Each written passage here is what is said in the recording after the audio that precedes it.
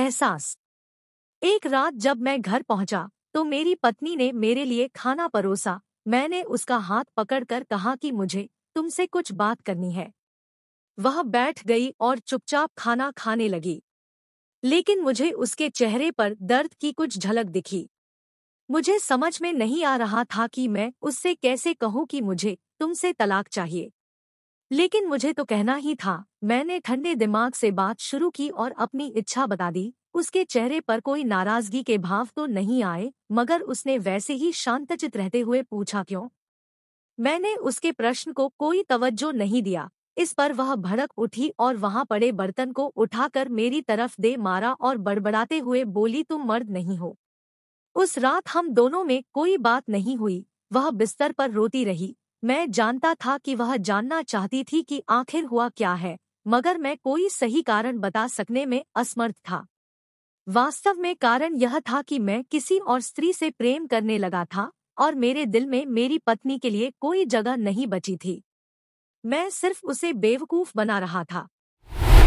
अगले दिन अपराधबोध महसूस भी मैंने तलाक के कागजात तैयार करवा दिया, जिसमें मैंने अपनी पत्नी को अपना ये घर, कार और मेरी कंपनी में 30% का शेयर दिया।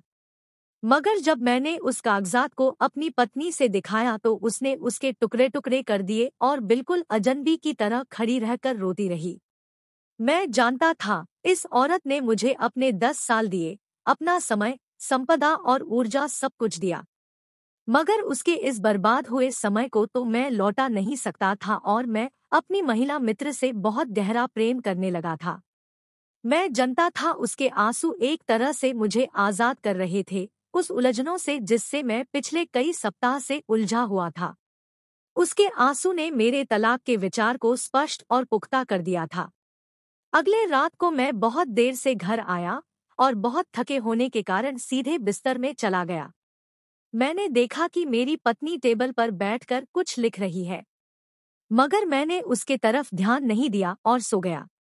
काफी रात गुजरने के बाद मेरी नींद खुली तो देखा वह अभी भी टेबल पर बैठकर लिख रही है। मैं अपना चेहरा दूसरी तरफ कर फिर से सो गया। अगली सुबह वह अपने तलाक के शर्तों के साथ मेरे सामने प्रस्तुत हुई। उसने उसमें लिखा था कि उसे मुझसे कुछ भी नहीं चाहिए, लेकिन 1 महीने का नोटिस चाहिए और इस 1 महीने में हम दोनों बिल्कुल सामान्य बने रहने की कोशिश करेंगे। ऐसा करने के पीछे उसका कारण यह था कि हमारे बेटे की परीक्षा अगले 1 महीने में संपन्न होने वाली थी और वह नहीं चाहती थी कि हमारे टूटे हुए रिश्ते का कोई असर मेरे बेटे पर हो। ये तो बहुत अच्छी बात थी। मैंने उसकी ये शर्त स्वीकार कर ली, लेकिन उसकी कुछ और भी शर्त थी। उनमें से एक था कि जिस तरह मैं उसे शादी के दिन अपने बाहों में लिए हुए बाहर से अंदर और फिर सोने के कमरे में ले गया था, ठीक उसी तरह अगले 1 महीने तक मुझे उसे वैसे ही बाहों में लेकर अंदर कमरे से बाहर बैठक तक और फिर घर के बाहर तक छोड़ना था। ये शर्त सुनकर पहले तो मुझे लगा कि यह पागल हो गई है, मगर किसी तरह 1 महीना तक मैनेज करने के लिए मैं राजी हो गया। जब मैंने अपनी पत्नी के तलाक के शर्तों को अपनी महिला मित्र को बताया तो वह ठहाका लगाकर हंसने लगी और कहा कि वह अब कुछ भी ट्रिक कर ले लेकिन उसका तलाक तो अब हो ही जाएगा। मेरा अपनी पत्नी के साथ काफी अरसे से कोई शारीरिक संपर्क नहीं था। अगली सुबह जब मुझे अपनी बाहों में लेकर बाहर जाना पड़ा तो हम दोनों को बहुत संकोच हुआ। मेरा बेटा हमारे पीछे से खड़ा होकर हंसता हुआ ताली बजा रहा था, ये सोचकर कि पापा माँ को बाहों में लेकर चल रहे हैं। ये सोचकर मुझे बहुत तकलीफ हुई। मेरी पत्नी ने बहुत प्यार से मुझे कहा कि हमारे टूटे हुए रिश्ते के बारे में मैं अपने बेटे को ना बताऊं। मैंने उसे दरवाजे के बाहर छोड़ दिया। वहां से वह अपने ऑफिस के लिए चली गई और मैं अपनी गाड़ी लेकर ऑफिस चला गया। दूसरे दिन जब मैंने अपनी पत्नी को बाहों में लेकर बाहर जाने लगा तो मुझे उसके ब्लाउज से खुशबू आई और मुझे महसूस हुआ कि एक लंबे समय से मैं इस स्त्री के ऊपर ध्यान ही नहीं दे रहा था। वह अब जवान नहीं रह गई थी, कुछ झुर्रियों जैसे निशान और सफेद बाल दिखने लगे थे उसके। उसने मेरे लिए जो अपने 10 साल दिए उसके लिए मुझे दोहक हुआ। चौथे दिन मुझे महसूस हुआ कि हमारे बीच अपनापन और नजदीकी वापस आने लगी है। लेकिन मैंने कुछ भी नहीं कहा और उसे दरवाजे के बाहर छोड़कर ऑफिस के लिए निकल गया। इसी तरह हर रोज यह क्रिया हम करते रहे। मुझे ऐसा महसूस हुआ कि वह दिन प्रतिदिन कमजोर और हल्की होते जा रही है, जबकि इस लगातार व्यायाम से मैं ताकतवर होते जा रहा था। एक सुबह मेरी पत्नी ने पहनने के लिए ड्रेस चुनने को कहा। वह एक एक ड्रेस को पहनकर देखती थी, मगर उसके कमजोर और दुबली-पतली होने के कारण उसी के ड्रेस उसे फिट नहीं हो रहे थे। मैं यह सोचकर बहुत व्यथित हुआ कि मेरी पत्नी ने अपने दर्द और तकलीफों को इस कदर अपने अंदर छुपा लिया है कि इसका असर उसकी सेहत पर हो रहा है। वह हर रोज दुबली और हल्की होते जा रही है। तभी तो मैं उसे आसानी से उठा पाता हूँ। तभी मेरा बेटा आकर बोला, पापा, मम्मी को बाहों में उठाकर बाहर छोड़ने का समय हो गया।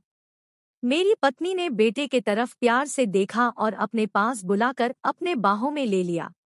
मैंने अपना मुंह दूसरी तरफ कर लिया, क्योंकि मुझे महसूस हुआ कि इस क्षण मैं इतना कमजोर हो रहा था कि शायद अपना फैसला बदल देता।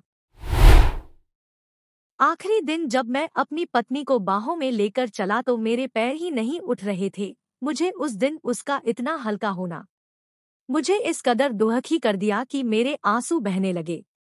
मैंने उसे और जोर से अपनी बाहों में पकड़ते हुए सिर्फ इतना कहा, मुझे अब समझ आ रहा है कि हमारे रिश्ते में नजदीकी की बहुत कमी हो गई थी। फिर मैंने उसे दरवाजे के बाहर छोड़कर तेजी से अपनी गाड़ी लेकर निकल गया। मैं बहुत तेज जा रहा था, ऐसा लग रहा था कि कहीं देर न हो जाए। मैं लगभग दौड़ते हुए अपनी महिला मित्र के घर गया और जाते ही कहा, मुझे माफ कर दो, मैं अपनी पत्नी से तलाक नहीं ले सकता।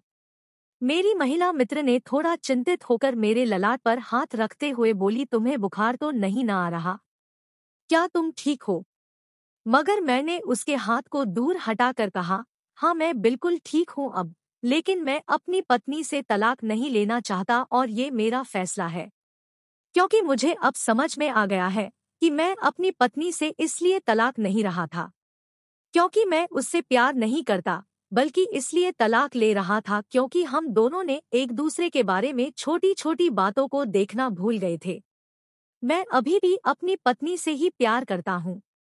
तुमसे सिर्फ मेरा शारीरिक आकर्षण है जो प्यार जैसा लग रहा है। यह सुनकर मेरी महिला मित्र ने मुझे एक जोर का थप्पड़ मारा और रोते हुए मुझे बाहर निकालकर मेरे मुंह पर धड़ाम से दरवाजा बंद कर दिया। मैं दौड़ते हुए फूल और बुके की दुकान पर गया और अपनी पत्नी के लिए खूबसूरत फूलों का एक बुके बनाने को कहा।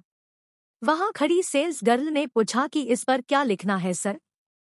तो मैंने अपनी पत्नी को संबोधित करते हुए लिखा, मैं तुम्हें हर सुबह इसी तरह बाहों में लेकर बाहर छोड़ूंगा जब तक कि मौत हम दोनों को अलग ना कर दे। उस सायं को जब मैं घर पहुंचा तो हाथों में फूलों के गुलदस्ता लिए, चेहरे पर मुस्कुराहट लिए दौड़ते हुए सीढ़ियां चढ़कर बेडरूम में गया तो देखा मेरी पत्नी वहां मरी पड़ी है। मेरी पत्नी को कैंसर आखिरी स्टेज पर था और मैं अपनी महिला मित्र के साथ इस कदर मौजमस्ती में उलझा रहा कि अपनी पत्नी के खराब होते सेहत पर ध्यान भी ना दे सका। मेरी पत्नी जानती थी कि वह सिर्फ कुछ दिनों तक जीवित रहने वाली है, इसीलिए उसने मेरे साथ तलाक का इस तरह का शर्त रखी थी, जिससे हमारे बेटे को लगे कि हम दोनों एक दूसरे से बहुत प्यार करते हैं। वह चाहती थी कि उसके मौत के बाद मेरा बेटा एक अच्छा पति और पिता के रूप में जाने, ना कि कोई नकारात्मक बात उसके मन में आए। हमारे जीवन में धन संपत्ति, कार, बंगला ये सब जीवन को आसान तो बना देते हैं, मगर एक खुशहाल जीवन नहीं बना सकते। खुशहाल जीवन के लिए हम सबको एक दूसरे के छोटी छोटी बातों, छोटी छोटी खुशियों का ख्याल रखना चाहिए।